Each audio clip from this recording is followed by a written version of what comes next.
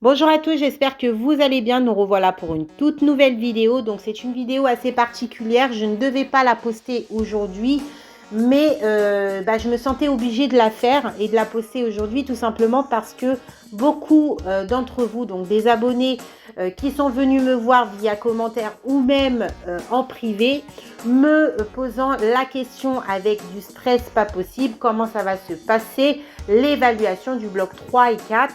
Donc beaucoup de personnes passent les modules en même temps et d'autres personnes vont passer module par module, tout dépendra de l'établissement.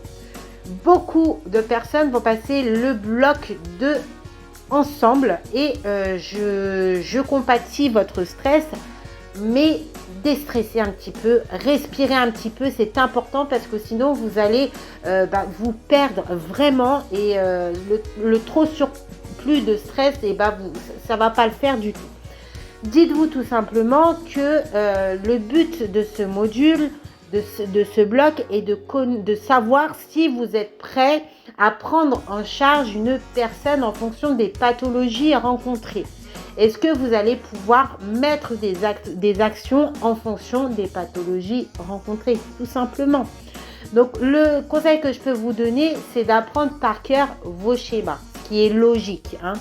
On le sait très bien, les schémas, un jour ou l'autre, ils vont y passer. Et puis, c'est le moment, c'est là, c'est ce bloc. Ils vont arriver et il va falloir le faire. Donc, certains établissements vont noter très bien ces schémas, donc c'est-à-dire des points de malade, hein, on va dire 10, 5, voilà.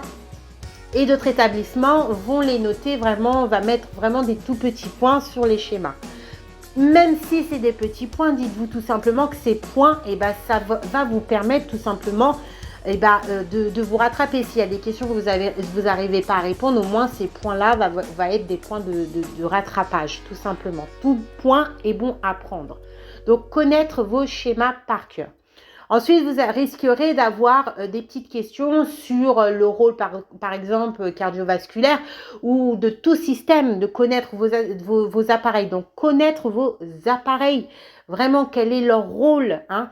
On va vous poser aussi des petites questions, hein. Qu'est-ce que c'est qu'une cyanose, une marbrure, enfin, les petites questions, toutes petites questions comme ça, d'accord?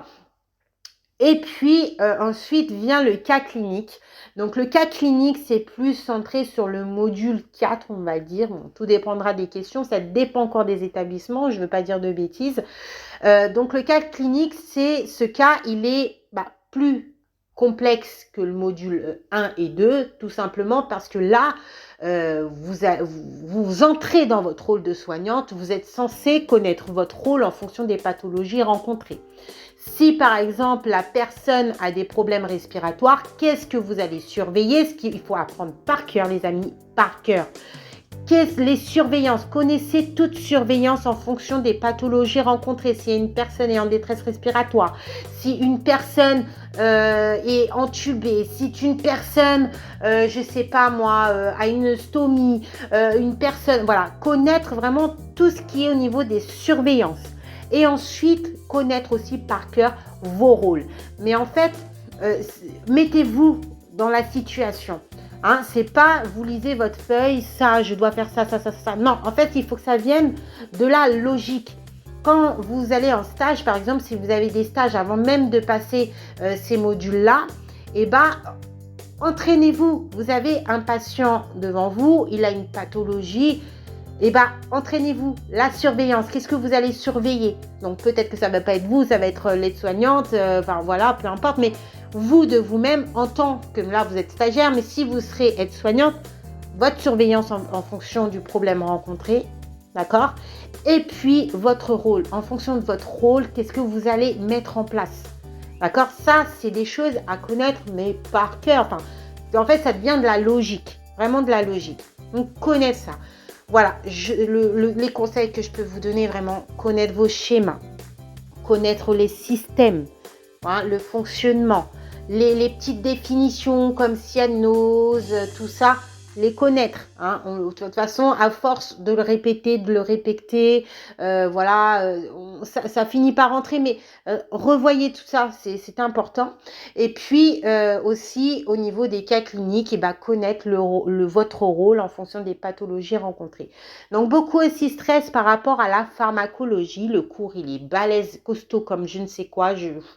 C'est pas possible. Quand on voit le cours de pharmacologie, on se dit, bah, c'est pas possible, on va être infirmière ou médecine, on fait quoi là? On fait aide-soignante ou infirmière?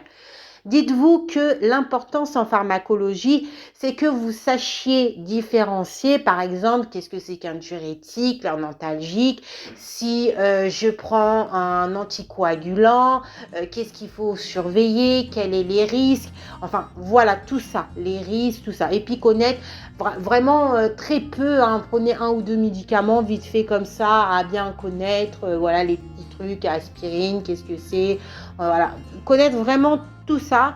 Et puis, enfin, des petits médicaments, enfin, voilà. Qu'est-ce que c'est qu'une intraveineuse, tout ça, enfin, voilà. Après, on va pas vous poser des questions sur un traitement en vous disant qu'est-ce que c'est que ce traitement, donnez-moi la définition. Franchement, s'ils font ça, c'est que là, franchement, le diplôme d'aide-soignante, c'est plus aide-soignante, c'est infirmière. Là, c'est voilà. Donc voilà, déstresser, hein, si je peux vous le dire, déstresser. Et l'important, c'est de vous centrer sur ce que je vous ai dit, vraiment, vraiment. Et si vous avez des questions, n'hésitez pas à les mettre. Si vous avez des doutes ou des questionnements, n'hésitez pas à le mettre en commentaire et d'échanger entre vous en tant que future aide-soignante. Vous pouvez entre vous aussi vous entraider en fonction des établissements, des fonctionnements de certains établissements. Donc voilà, c'est pas une vidéo révision. J'espère néanmoins avoir répondu à vos questions, à vos craintes, à vos peurs. Et voilà, la seule chose que je pouvais faire aujourd'hui, c'est une vidéo et puis vous parler parce qu'il y a trop de personnes qui viennent me voir et peut-être toi aussi qui m'écoutes aujourd'hui, tu as ces questionnements, ces peurs également. Et donc voilà, c'était important de le faire, une vidéo assez particulière. Là, on ne révise pas, c'est plus de l'information et puis voilà.